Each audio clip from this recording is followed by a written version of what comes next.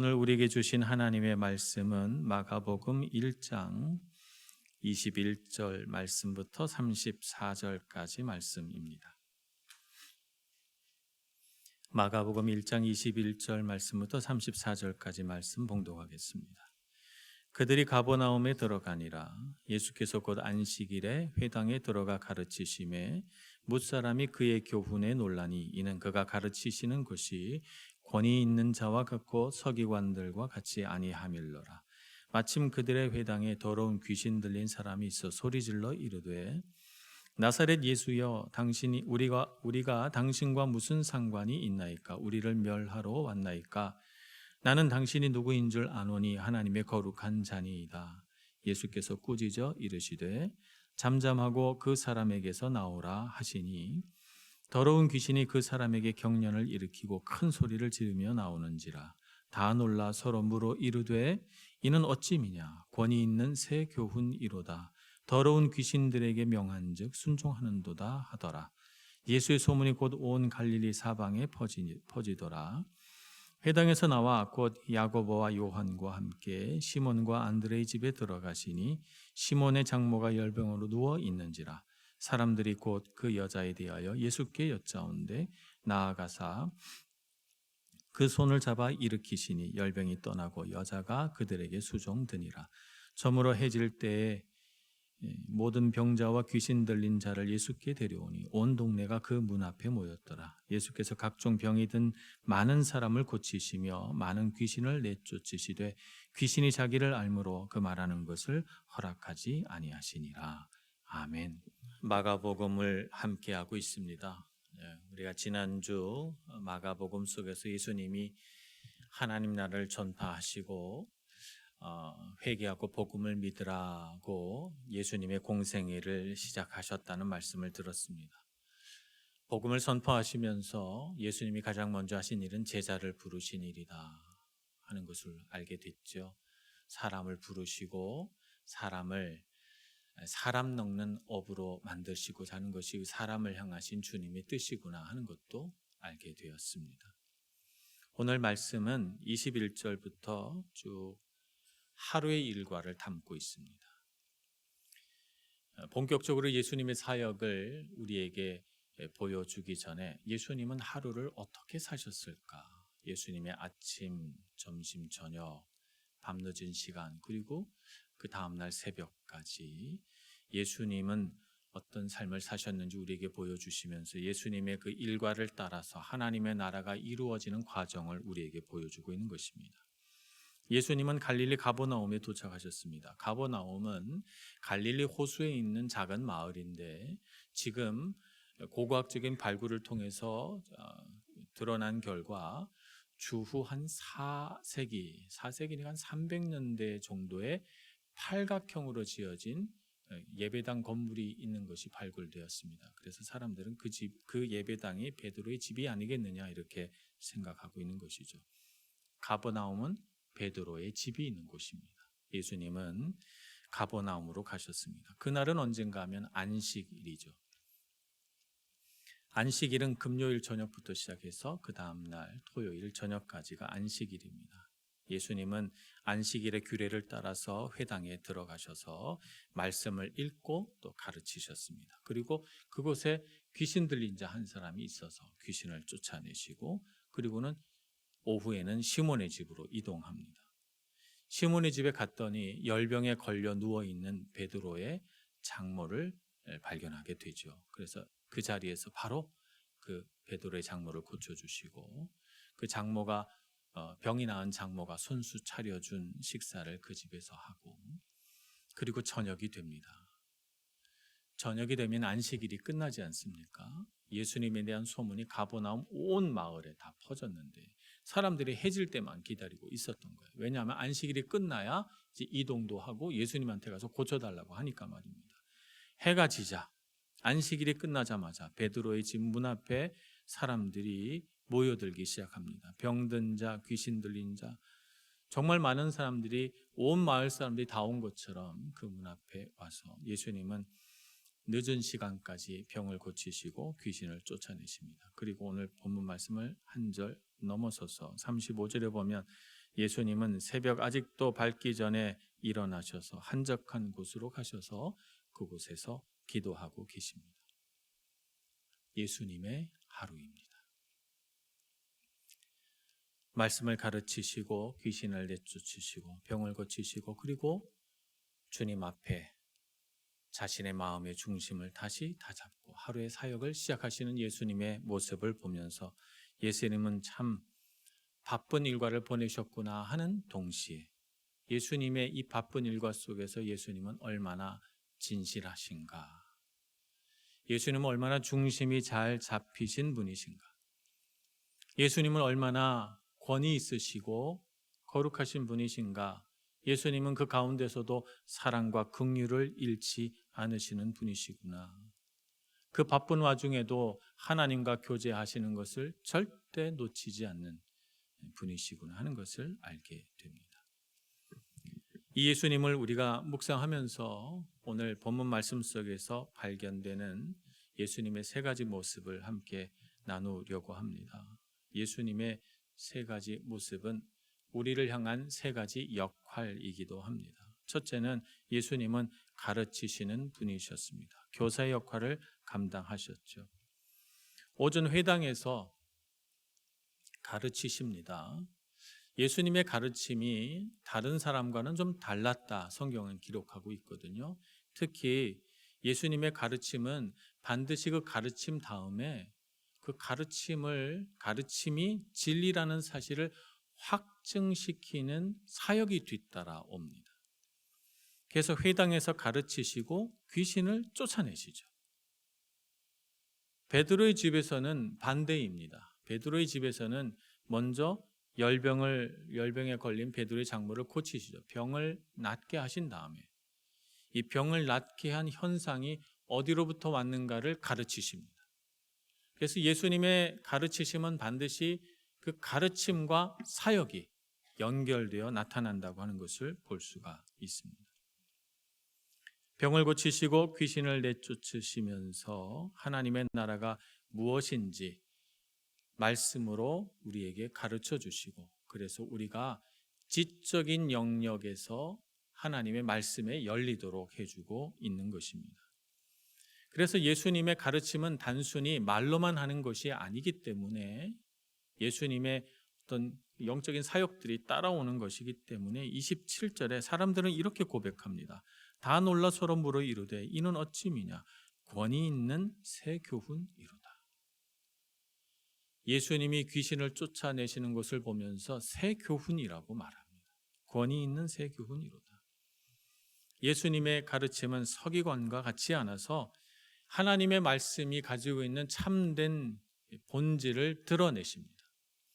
서기관들은 말씀이 가진 그 작구 해석에 몰두함으로써 그 문자 하나하나를 지키는 것이 말씀을 지키는 거라고 생각했습니다.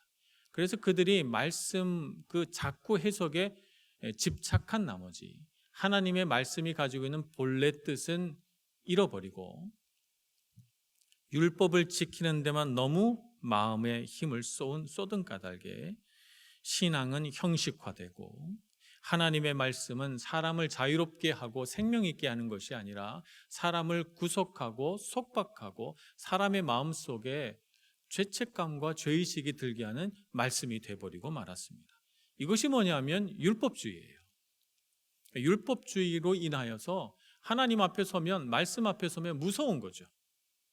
서기관들이 가르치는 방식이었습니다. 그러나 예수님은 그렇게 가르치지 않으셨습니다. 예수님은 하나님의 말씀이 가진 본래 뜻을 풀어서 가르치셨고, 이 말씀을 가르치실 때 예수님은 사람의 마음속에 하나님의 말씀이 깊이 스며들도록 가르치셔서 하나님의 말씀이 가지고 있는 능력을 깨닫게 하고 또 하나님께서 어떤 분이신가를 예수님의 가르침을 통해서 알게 되고, 뿐만 아니라 이 시대를 향하신 하나님의 뜻이 무엇인지 깨닫게 해주십니다. 또 말씀을 듣는 자 한 사람 한 사람에게 나를 향하신 하나님의 뜻이 무엇인지 분별되도록 이끄셨다는 것이죠. 그런 면에서 예수님의 가르치심은 보통 사람들의 가르침과는 다르다라고 하는 것입니다. 이렇게 해서 예수님은 가르치실 때 권위 있으셨거든요. 권위 있으셨는데 예수님은 그 권위를 가지고 자기를 높이는 데 사용하지 않으셨어요. 서기관이나 제사장들은 말씀을 가르칠 때 그들이 갖고 있는 권위로 자기를 높였거든요. 그래서 말씀을 가르치는 자로서의 그 자리에 앉아서 그 권위로 사람들을 호령하고 사람들 앞에, 사람들 위에 섰습니다만 예수님은 그 권위를 자기를 높이는 데 사용하지 않고 오로지 하나님께 영광 돌리고 주님을 더 알아가는 일에만 헌신하셨습니다. 그래서 예수님의 모습은 더 권위 있게 느껴지는지도 모르겠습니다. 안식일에 회당에서 예수님은 무엇을 가르치셨을까요? 오늘 본문을 보면 예수님이 무엇을 가르쳤다는 내용은 나오지 않고 귀신 들린 자를 고치신 그 사건을 보면서 권위 있는 새 교훈이로다 이렇게 말하고 있거든요. 예수님께서 가르치신 메시지는 여호와는 샬롬이시다가 아니었을까 생각해 봅니다.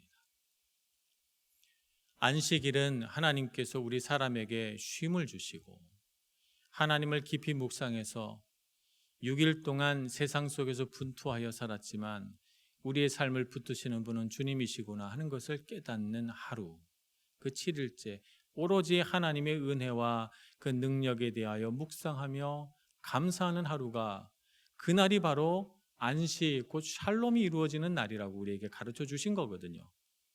그래서 그런 안식일을 누리라고 우리에게 주셨는데 안식일이 어느새 100m 이상 가면 안식일을 범하는 게 돼서 그 죄가 되고 안식일에 배고파서 먹으면 죄가 되고 안식일에 짐승이 빠지면 그것도 구하면 안 되고 안식일에 병자도 고치면 안 되고 안식일에 하지 말아야 할 무수한 규칙들이 생겨나면서 안식일은 더 이상 샬롬이 아니라 두려운 날, 아무것도 못하는 날이 돼버리고 말았던 것이죠.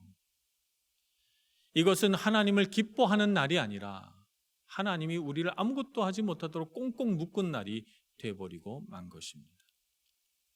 안식일의 회당에서 가르치신 것은 여호와는 샬롬이시다. 우리에게 생명을 주시고 자유를 주시고 하나님을 경외하는 것이 우리의 능력이며 우리의 자랑이라고 가르치신 날이다. 그것을 누리는 날이라고 우리에게 말씀하셨던 것입니다.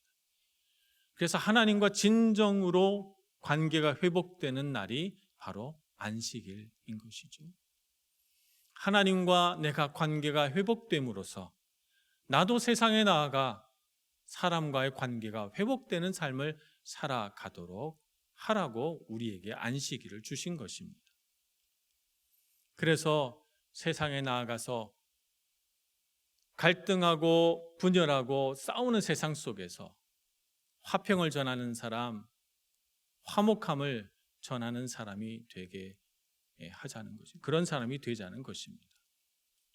그래서 예수님께서 마태복음 5장의 팔복의 말씀을 가르치실 때 5장 9절에 보면 이런 복을 선포합니다. 화평케 하는 자는 복이 있나니 그들이 하나님의 아들이라 일컬음을 받을 것이며. 예수님의 사역 첫 번째 날에 예수님은 세상에 샬롬을 가져다 주시고 바로 우리가 화평케 하는 자가 되어 하나님의 아들로 일컬음을 받아야 할 것이라고 가르치셨다는 것입니다. 그러니 여러분, 오늘 거룩한 주일 여러분의 삶에 샬롬이 있기를 소망합니다. 이 샬롬은 하나님과 여러분이 샬롬하는 것입니다. 하나님과 여러분이 관계가 회복이 되면 그러면 그 샬롬을 어디로 가져와야 될까요? 사람과 사람 사이로 가져오시길 바랍니다. 사람과 회복하시고 샬롬이 이루어지는 관계를 이루셔서 우리 교회 공동체 안에서 주님의 샬롬이 가득한 하루 되기를 소망합니다. 두 번째 예수님의 역할은 귀신을 쫓아내는 것으로 나타납니다. 이 예수님의 역할을 저는 전사라고 이름을 붙입니다. 예수님은 싸우시는 분이십니다.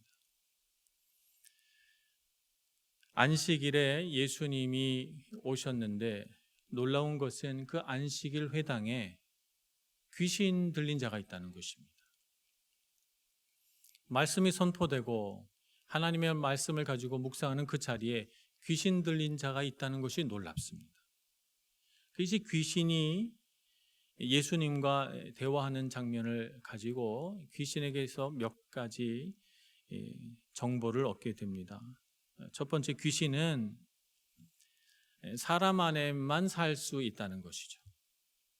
우리는 흔히 영화에서 귀신이 무시무시한 모습으로 막 나타나고 그렇게 하니까 그것이 무슨 팩트는 아닌데 그런 영화를 이렇게 종종 많이 접하다 보니까 귀신이 어떤 형체가 있는 걸로 생각합니다만 사실 귀신은 사람 안에 삽니다.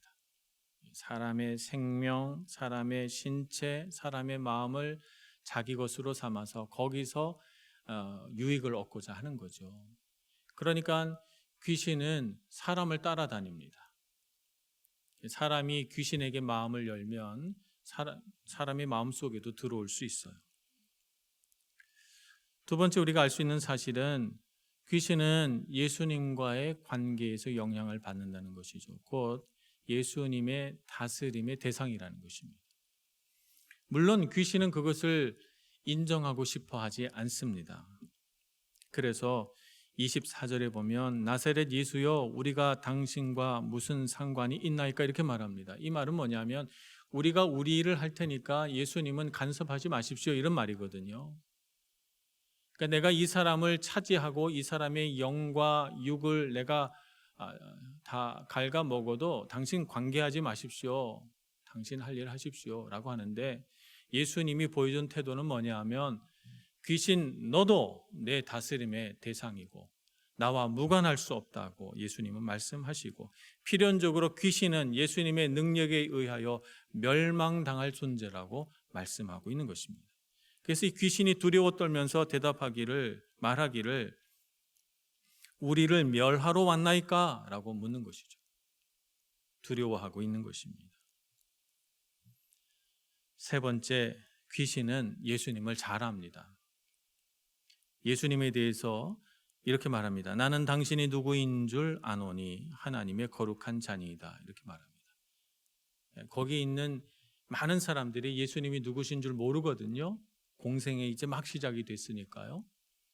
그런데 귀신은 알고 있습니다. 귀신같이 알고 있는 거죠. 이런 거 좋아하십니까? 귀신은 알고 있었어요. 근데 놀랍게도 귀신도 아는데 사람은 몰라요. 오늘날 이 세상에 많은 불신자들은 예수님이 누구인 줄 모릅니다. 귀신도 아는데 말입니다. 또 한 가지 귀신이 안다는 사실을 가지고 우리는 아는 것과 믿는 것은 다른 거구나 하는 것을 알게 됩니다. 귀신은 아는데 구원받지 못합니다. 왜냐하면 알지만 믿지 않기 때문입니다. 믿어야 구원받는 겁니다. 안다고 구원받는 거 아닙니다. 이 세상에 많은 사람들이 예수를 알지만 예수를 안다고 구원받는 건 아닙니다. 믿어야 구원받습니다. 귀신은 예수님을 기가 막히게 잘 알고 있는데 그러나 그는 구원받지 못합니다. 왜냐하면 그는 예수님을 믿지 않기 때문이죠. 그래서 우리는 귀신에 대하여 이런 정보를 얻습니다. 귀신이 힘이 센 것처럼 사람에게 들어와 차지하고 사람의 육신과 그 영을 자기 마음대로 휘두르지만 여전히 예수 그리스도의 권위 아래에 있는 존재고 예수를 두려워하는 존재구나. 그런데 왜 예수를 두려워하는가? 그는 예수를 알지만 예수를 믿지도 의지하지도 않는 예수를 반역한 자들이기 때문에 귀신은 반드시 예수 그리스도에 의하여 멸망당할 존재구나 하는 것을 알게 됩니다. 그래서 예수님은 꾸짖습니다. 예수님의 육성을 듣게 됩니다. 오늘 21절부터 34절까지 예수님의 육성이 딱 한 구절 등장하는데 바로 25절이죠. 예수께서 꾸짖어 이르시되 잠잠하고 그 사람에게서 나오라. 두 가지 명령입니다. 잠잠하라, 나오라. 예수님은 이 귀신에 대해서 아주 태도가 분명합니다. 이 귀신을 달래려고 하지 않아요. 이 세상에 많은 점치는 자들, 무당들, 귀신과 접신한 자들은 귀신을 달래려고 합니다. 복채를 주고 귀신이 원하는 걸 들어주고, 그래서 그 귀신이 귀신의 마음을 잘 달래가지고 귀신이 기분 좋아지면 사람이 원하는 걸 해줄 수 있으리라. 우리의 문제, 우리의 고통 이런 것들을 귀신이 해결해 줄 수 있으리라고 믿고 귀신을 달랩니다.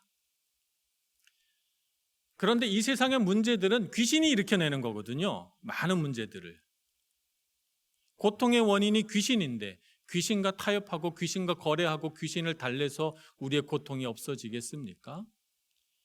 예수님이 보여준 것처럼 귀신에 대해서 우리가 가져야 할 태도는 분명하고 확실한 태도입니다.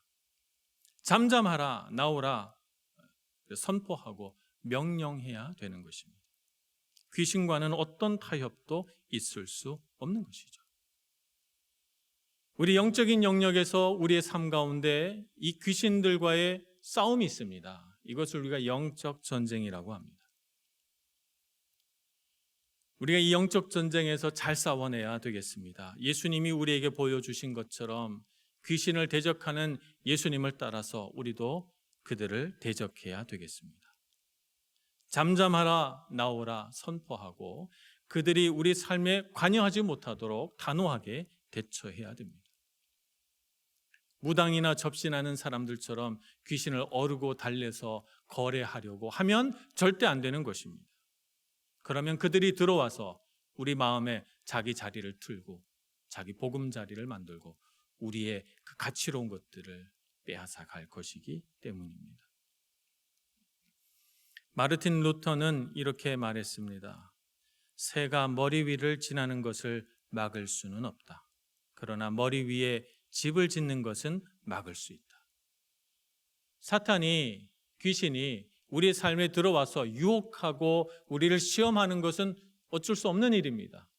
나쁜 생각이 우리의 생각을 스치고 지나가는 것은 어쩔 수 없는 일입니다만 그 나쁜 생각이, 귀신이 우리 마음에 들어와서 집을 짓는 것은 막을 수 있습니다. 그러니 여러분 내버려 두지 마시고 대적하시기 바랍니다. 싸워내시기 바랍니다. 예수님의 말씀으로 대적하시길 바랍니다. 예수님이 명령하시면 귀신은 꼼짝 못하고 자기의 능력을 내려놓고 도망칩니다. 예수님의 명령 앞에서 귀신은 자기가 할 수 있는 최대한의 반항을 합니다. 그 반항이 뭐냐 하면 자기가 차지하고 있던 사람으로 하여금 경련을 일으켜서 소리를 지르게 해놓고 그 몸에서 나오는 거죠. 예수님의 말씀 앞에 귀신은 능력 없는 자입니다. 예수님의 권위 아래 있습니다. 우리가 이것을 알고 두려워하지 말고 귀신과 사탄을 대적하는 능력 있는 그리스도인 되기를 소원합니다. 세 번째, 예수님께서 하시는 일은 병을 고치시는 일입니다. 예수님의 역할은 의사입니다. 지적인 영역에서 우리에게 가르침을 주시고 영적인 영역에서 우리에게 싸움이 있다는 것을 가르치셔서 대적하게 하셨습니다. 이제 우리 삶의 육체적인 영역에 있어서 주님이 의사 되신다고 우리에게 가르쳐 주고 계신 것입니다. 베드로의 집에 들어가셨습니다. 오후가 돼서 아마 식사를 하시려고 들어가신 것 같은데 베드로의 장모가 열병으로 누워 있다는 것을 알았습니다. 열병, 그러니까 열이 좀 났나 보다. 그 정도는 나도 좀 찬손 올려가지고 고칠 수 있지 않을까 생각할 수 있을 겁니다만 감기 정도 수준의 열병이 아니라는 것을 알아야 됩니다. 지금은 해열제도 있고 항생제도 있으니까 열 난다고 해서 우리가 두려워하지는 않습니다만 당시에는 원인 불명의 고열로 신음하다가 속절없이 목숨을 잃는 경우도 종종 있었기 때문에 열병이 생겼다는 것은 생명이 위독한 상태라고 보아야 합니다. 다들 걱정하고 두려워하고 더구나 베드로 같은 경우에는 예수님 따라 살겠다고 고기 잡는 일도 다 팽개치고 집을 나갔으니까 열병에 걸려있는 장모를 보는 순간 아내에게 또 장모님에게 얼마나 마음이 아프고 속상했을까요? 미안한 마음이 들었을까요? 바로 그때 예수님께서 이 베드로의 장모에게 가까이 다가가 손을 잡아 일으키십니다. 이 날이 안식일이라는 것을 기억하시기 바랍니다. 안식일은 거룩한 날이기 때문에 부정한 것에 손을 대면 안 됩니다. 병에 걸려 누워있는 사람, 부정한 사람입니다. 안식일이 지나갈 때까지 아무도 이 사람에게 가까이 가지 않는 참으로 병든 자에게는 고달픈 날입니다. 근데 주님께서 어떻게 하십니까? 가까이 다가가 손을 잡아 일으키십니다. 안식일 그 규정, 안식일 문자에 연연하지 않으시고 우리 병든 자를 고치시는 예수님의 긍휼과 사랑을 보게 됩니다. 만지시고 회복시켜 주시는 주님. 예수님은 오늘 본문 말씀에서만 그렇게 하신 것이 아니라 눈이 멀은 자, 38년 된 병자 등등 많은 사람들을 만날 때마다 예수님은 손을 대십니다. 직접 손을 대셔서 병자를 고치시고 잡아 일으키시고 그들에게 하나님의 사랑을 나누어 주시죠. 주님은 만지시고 고치심으로 그분이 바로 하나님의 거룩한 자요 하나님의 아들이심을 나타내십니다.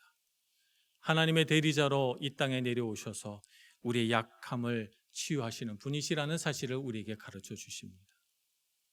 우리가 약한 그때에 주님께서 우리에게 다가오십니다. 주님은 우리의 연약함을 아십니다. 우리가 육체적으로 고통받고 고난받고 어려울 때 주님이 오셔서 우리 손 잡아 주실 것입니다. 아무도 내 고통, 내 슬픔, 내 괴로움 헤아려 주지 못하고 쓸쓸하게 혼자 끙끙거리며 아파 있을 때 주님을 부르시기를 바랍니다. 우리의 약함을 위하여 오신 주님께서 손 내밀어 우리의 손을 잡아주시고 우리 몸에 어떤 악한 질병이 있다 할지라도 주님께서 고쳐주시리라 믿습니다. 주님은 이사야서 61장 1절에 따르면 이런 분이십니다. 주 여호와의 영이 내게 내리셨으니 이는 여호와께서 내게 기름을 부으사 가난한 자에게 아름다운 소식을 전하게 하려 하심이라. 나를 보내사 마음이 상한 자를 고치며 포로된 자에게 자유를, 갇힌 자에게 노임을 선포하며. 주님은 우리의 약함을 위하여 오셨습니다. 우리의 의사하십니다. 그러니 여러분, 마음이 아픈 자, 육신이 병든 자 주님 앞에 나가서 기도하시고 우리를 고치시고 회복하시는 주님을 만나 평안을 누리시기를 바랍니다. 주님은 우리의 선생님이시오. 주님은 우리와 함께 싸우시는 전사이시오. 주님은 우리의 연약함을 아시는 의사이십니다. 주님을 의지하시고 오늘 거룩하고 복된 날 안식일 주님의 샬롬을 누리시는 여러분들 되시길 축복합니다. 기도하겠습니다. 자비하신 하나님, 우리 연약한 육신에 주님의 손을 얹으시고 우리를 고쳐주시니 감사합니다. 하나님, 우리 육신이 아플 뿐 아니라 우리 마음도 아프고 우리 영도 병들어 싸우니 주님 오셔서 우리의 마음도 고쳐주시고 우리의 영도 고쳐주옵소서. 우리 무지한 생각과 마음이 우리 연약함에 갇혀서 고통받고 괴로울 때